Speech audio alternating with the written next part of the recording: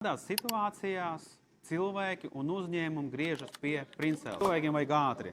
Šodien izdomāja, rītdien mums ir pasākums un mums vajag mārketingu viss. Princēlas tas uzņēmums, kas visu to uztaisīja. Pie mums nāk cilvēki ir tad, kad viņiem vajag kaut ko, viņi nezina ko, bet viņiem kaut ko vajag. Un tad šeit ir iespējams pasmelties dažādas idejas, kā apspēlēt to reklāmu tā, lai viņa pelnītu vairāk. Tad, kad cilvēki un uzņēmumi ir nonākuši tādā situācijā, ka gribās vēl lielāku rāvienu, jaunas izmaiņas, jaunu peļņu, tad viņi nāk pie Princēla, lai paskatītos, kā to esošo darbību pārvērst, kādas lietas izmainīt, lai tas viss sāk strādāt daudz reizes efektīvāk. Trešā lieta – cilvēki nāk pie mums un uzņēmumi griežas pie mums, tāpēc, ka mums ir sakārtota sistēma. Mēs esam ieviesuši mākslīgo intelektu.